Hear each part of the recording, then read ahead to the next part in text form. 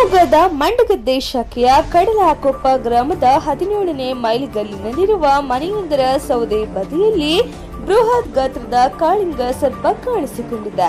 ಸರ್ಪವನ್ನು ಕಂಡ ಮನೆಯವರು ಬೆಚ್ಚಿಬಿದ್ದು ತಕ್ಷಣ ಅರಣ್ಯ ಇಲಾಖೆಗೆ ಮಾಹಿತಿ ನೀಡಿದ್ದಾರೆ. ಮಾಹಿತಿ ತಿಳಿದ ಅರಣ್ಯಾಧಿಕಾರಿಗಳು ಉರಗ ತಜ್ಞ ಸ್ನೇಕ್ ಕಿರಣ್ ಅವರಿಗೆ ವಿಷಯ ತಿಳಿಸಿದ್ದಾರೆ.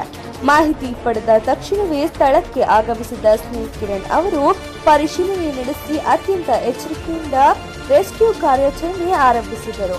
ಸುಮಾರು ಕೆಲ ನಿಮಿಷಗಳ ಕಾರ್ಯಾಚರಣೆಯ ಬಳಿಕ ಸುಮಾರು 15 ಅಡಿ ಉದ್ದ ಹಾಗೂ 8.5 ಕೆಜಿಯ ಅಧಿಕ ತೂಕವಿರುವ ಬೃಹತ್ ಕಾಳಿಂಗ ಸರ್ಪವನ್ನು ಯಶಸ್ವಿಯಾಗಿ ಹಿಡಿಯಲಾಗಿತ್ತು.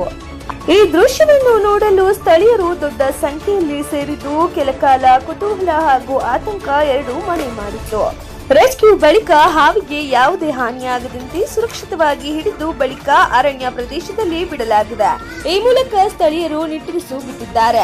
ಈ ವೇಳೆ ಮಾತನಾಡಿದ್ದ ಉರಗ ತಜ್ಞರು ಮನೆಗಳ ಸುತ್ತಮುತ್ತ ಹಾವು ಕಂಡುಬಂದರೆ ಆತಂಕಕ್ಕೆ ಒಳಗಾಗದೆ ಅಥವಾ ಅದನ್ನು ಹೊಡೆಯಲು ಯತ್ನಿಸದೆ ತಕ್ಷಣ ಅರಣ್ಯ ಇಲಾಖೆ ಅಥವಾ ತರಬೇತಿ ಪಡೆದ ಉರಗ ತಜ್ಞರಿಗೆ ಮಾಹಿತಿ ನೀಡಬೇಕು ಎಂದು ಮನವಿ ಮಾಡಿದ್ದಾರೆ.